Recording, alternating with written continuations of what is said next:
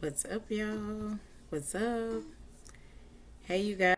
I said I was going to go live at noon earlier, but for those of you who know me, and those of you who don't, I am currently on PT time. The little grunter you hear on my lap is my granddaughter, Paris, and she runs this joint. So, on now. I hope you guys will join me. Hey, niece, what's going on? What's up, Alzo? Alze. Come on now. Alzo is in New York. Alze Calhoun. Yes, indeed. What's going on, you guys? On,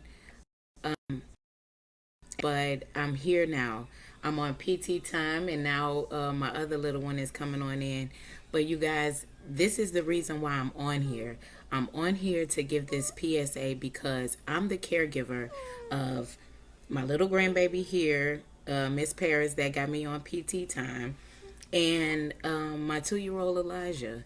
And I also have an essential worker. What's going on, line sisters? How y'all doing? Um, I'm just on right now. It's your girl Nicole in Gray. To be clear, hashtag the gray area, and we are on day number whatever it is of our quarantine, stay home, work safe orders. That are in place all over the country. So if you're joining me and you're not here in Houston, this applies because we're all in this together, and we've got to do our part. We can do this, and I just want to take the time. It looks like some people are joining. So because this message is very close to my heart, like I said, for those of you who are just joining, it's live at 5 at my house. And this PT time that I'm on is because of my grandbaby that I got down here. And my son, who is over here in the corner, playing his thing. Go ahead and have a seat right there, babes. Papa.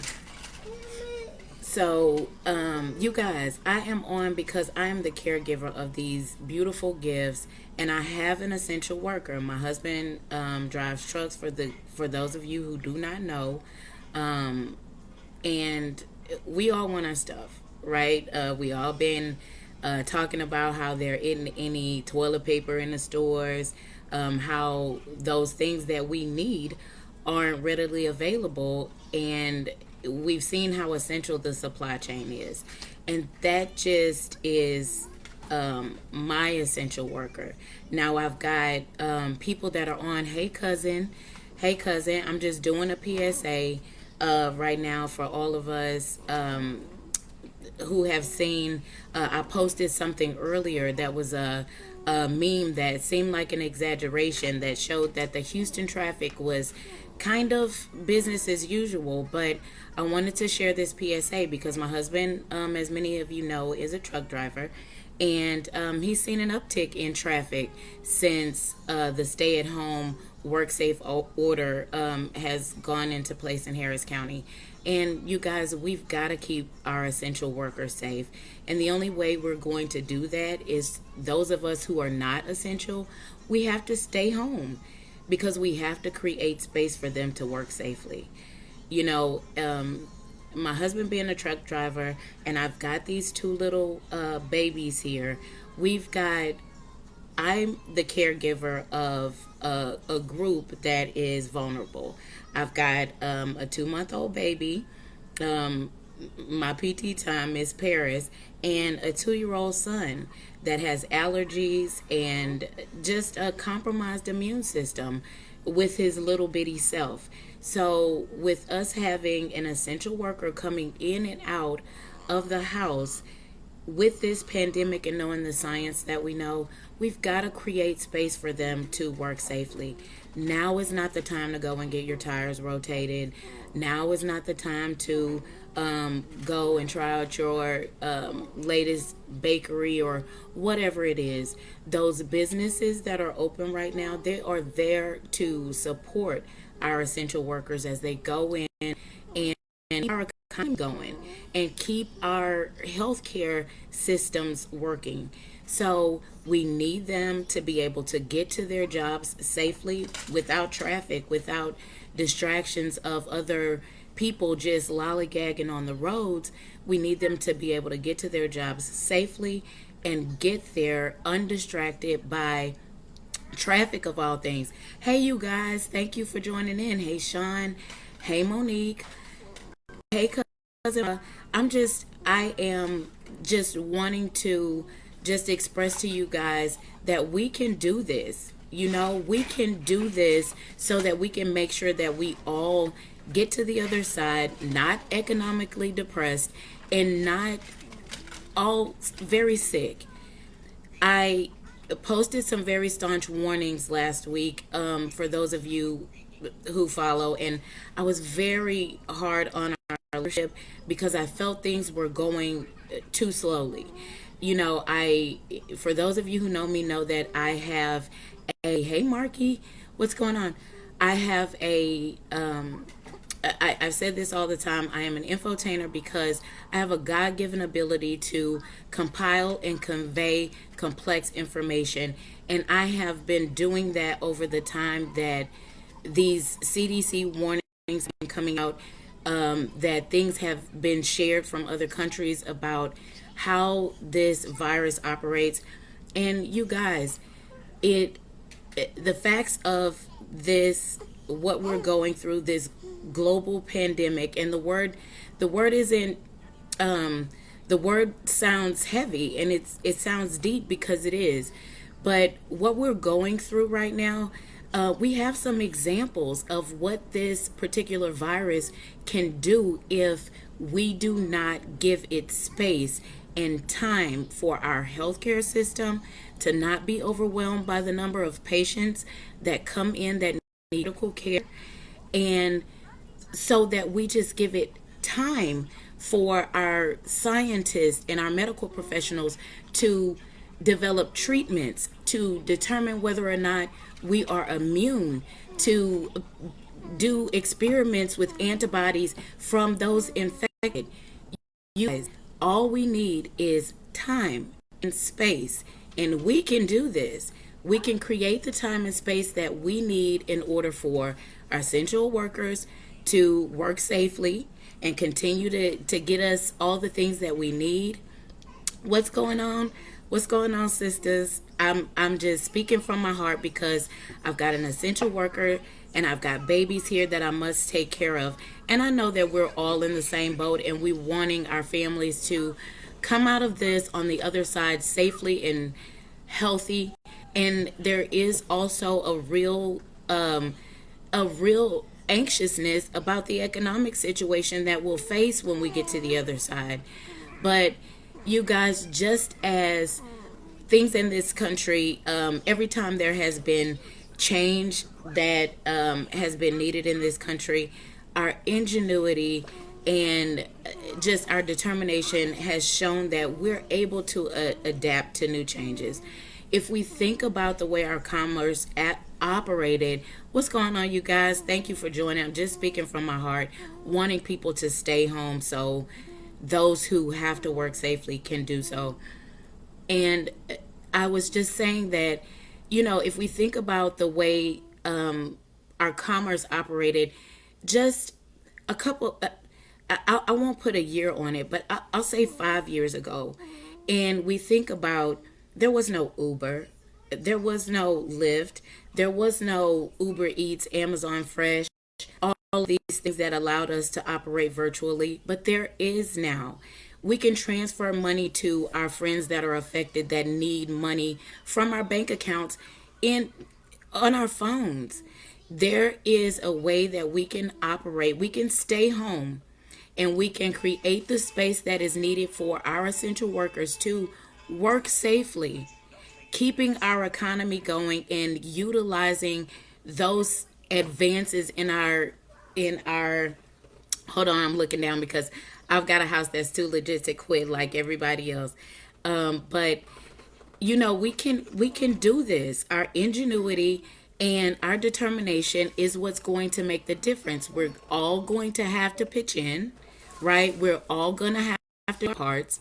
And the part of our stay home, work safe order that those of us who are not essential workers, our part is to stay home, because what we do when we do not stay home and we treat this like a vacation, what we do is we clog up the space. We clog up the space. And so we create traffic for those essential workers that are just, yeah, that's mommy. Hold on, Papa. We create traffic for on the roads for those essential workers to have to fight through. Hold on, baby. Don't just go off. So, y'all, it's real out here in the field.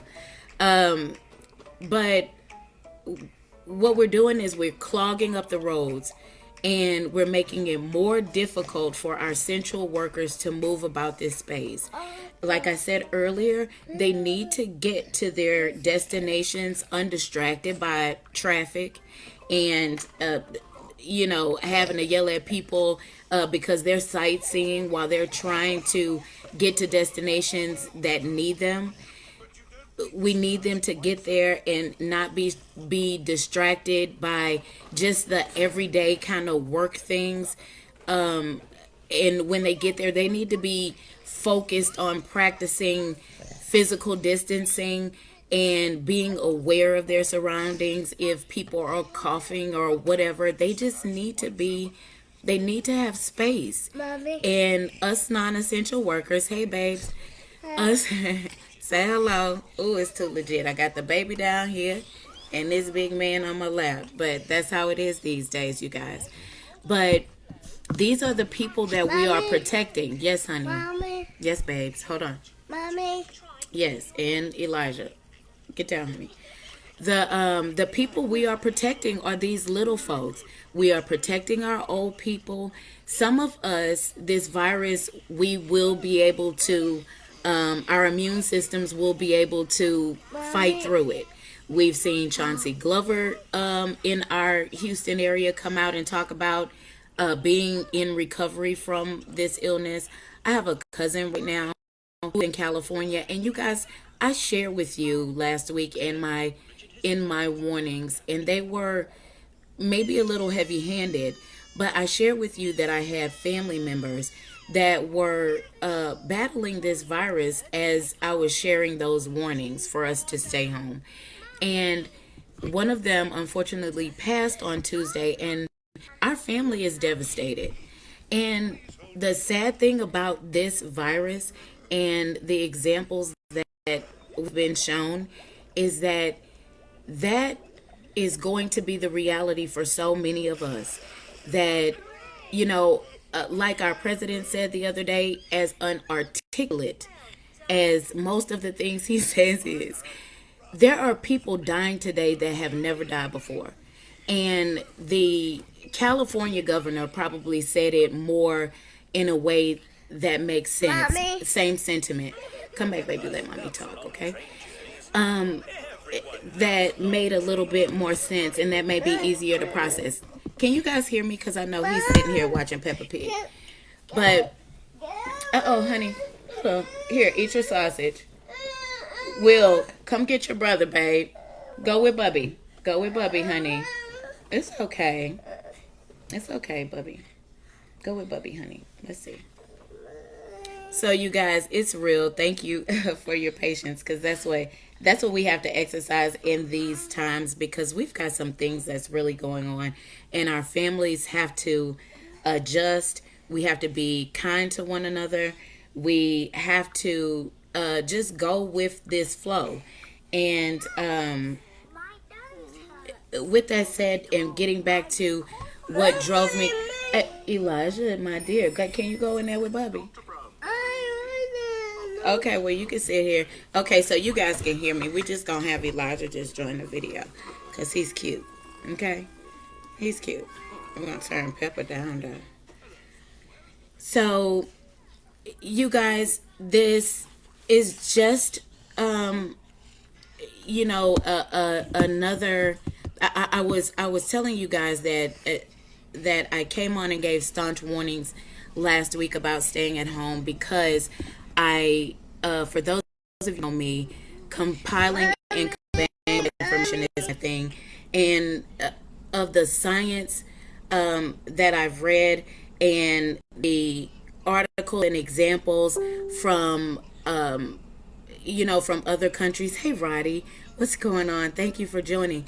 The things that I have read and been able to deduce, we are facing a crisis, a global health crisis. And you guys, it will take all of us putting forth a concerted effort to minimize the impact.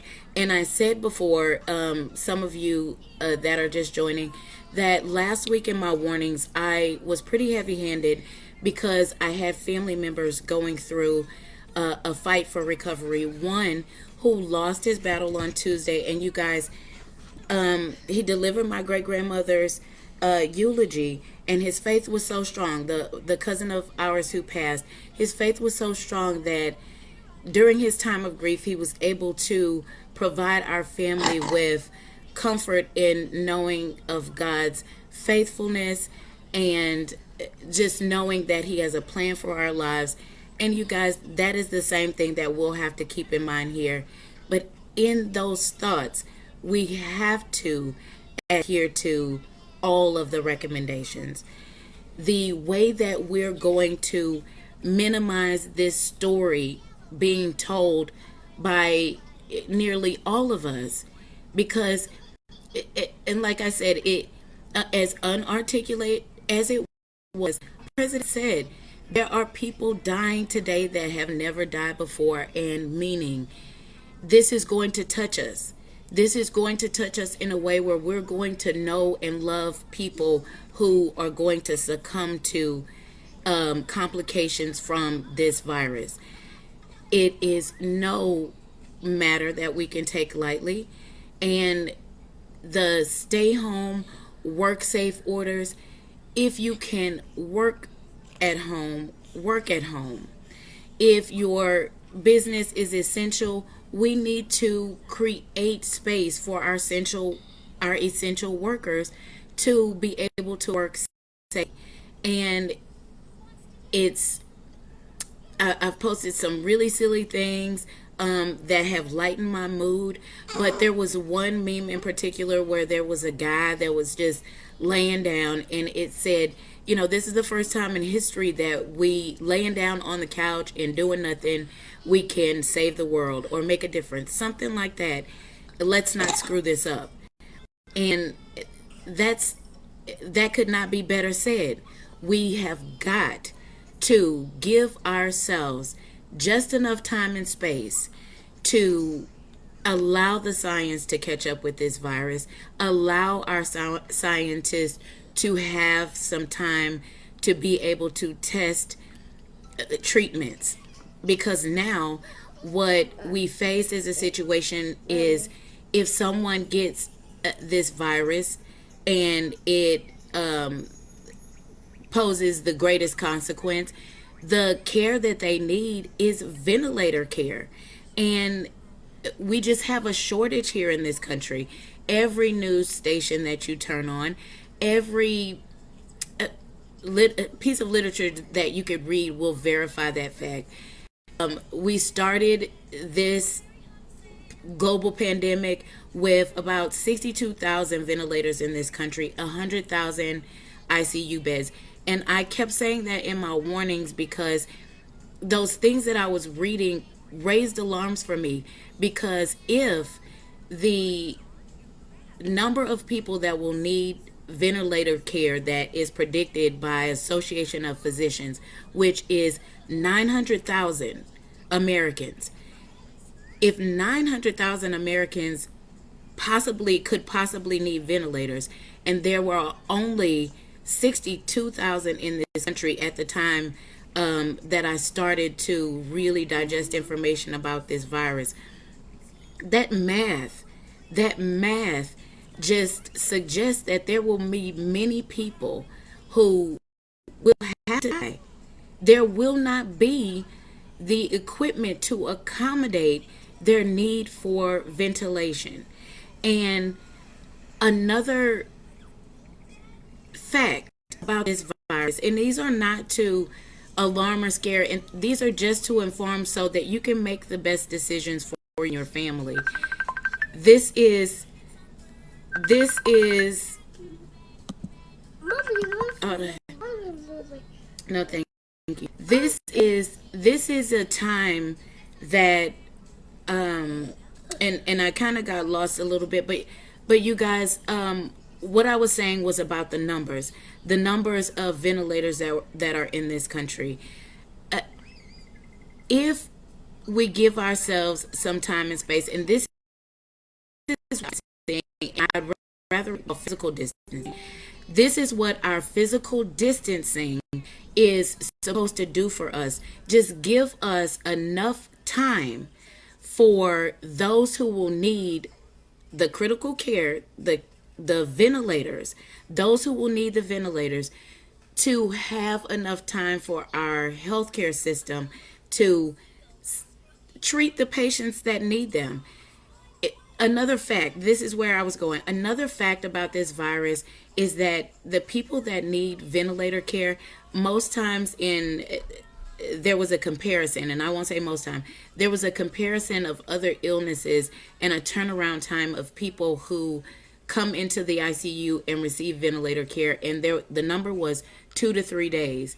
The virus causes those who need the most critical care to need that care for anywhere from 20 to 30 days. And that's with only the month or so of data we've been able to capture about this virus. You guys, this PSA is simply to have you guys stay home if you're not essential.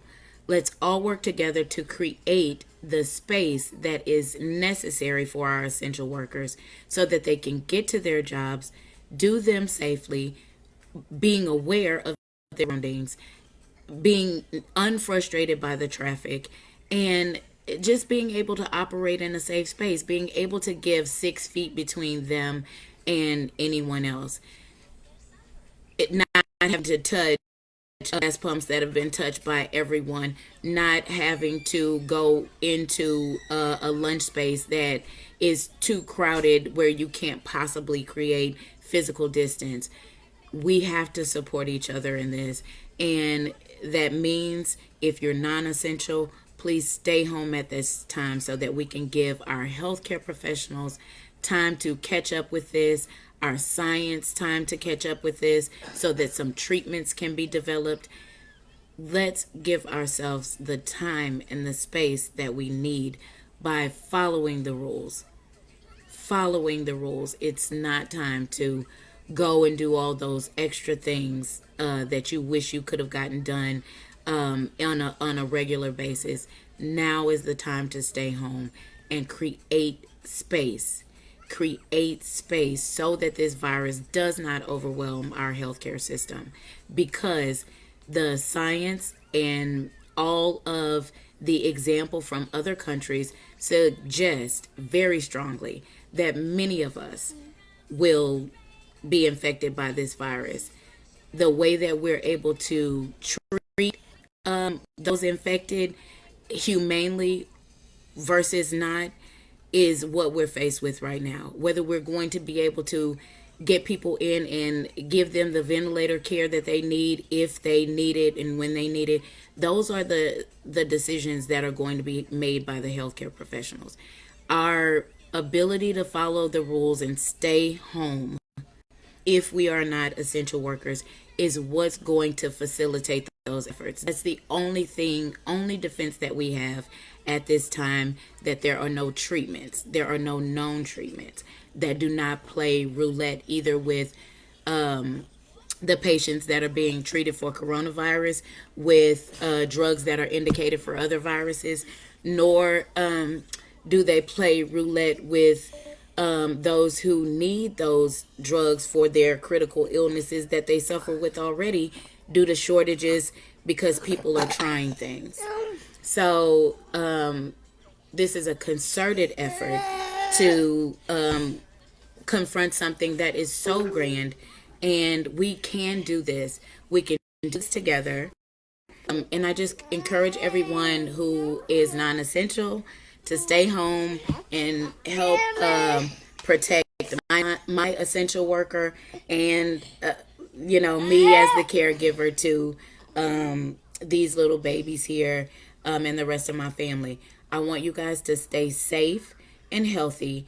And the best way to do that now, with all of the information that is presented, is to stay home and to limit your interaction with people. We're playing small ball right now, and we're being smart guys and not tough guys. This is a very real thing, and we can get through it because we're ingenious and we show time and time again when challenges are presented that we can do this. Now, there's a little side note PSA that I want to give before I get off, but this is about our essential workers. Now, I know that many of us caregivers are hard at work at home. Like you see, it's like a jungle sometimes. It make me wonder how I keep from going under. And that's the real talk. But it's requiring a grand sacrifice from us all. And what we have to remember about our essential workers is that we want their immune systems to be up to par for going and coming. And so, although it may be tempting to have a list of honeydews for our essential workers when they get home, not now, right? Not now. Those things can wait because they need rest, because those who don't have proper rest are at greater risk of contracting viruses, and that's just a simple fact. And when you don't have proper rest, your recovery rate is also impacted. So, you need your nose going? It's on and popping. So for our essential workers, you guys, let's take care of home, right? Consider our health and safety of our essential workers by creating space and when they get home, allowing them to rest and recover and relax. Right, we moving no furniture up in here. We not cleaning out no attics. You know, and I can adjust the kid schedule to accommodate more of the things I got going on during the day, because I want my essential worker to come home the way I sent him out of here. So, you guys, thank you for joining me live. I'm going to be doing some more live because I'm your girl, Nicole Lynn Gray, to be clear. Hashtag the gray area, and I got time on my hands. So, I'm going to be doing some more lives with some news you can use, because the news is kind of sucky these days from my perspective, and I'm a news girl. So I'll be curating the news, and we'll be going live with it and just kind of keeping each other encouraged and doing those things that we can do for us all to be safe and healthy. All right, love you guys. Until next time. Peace.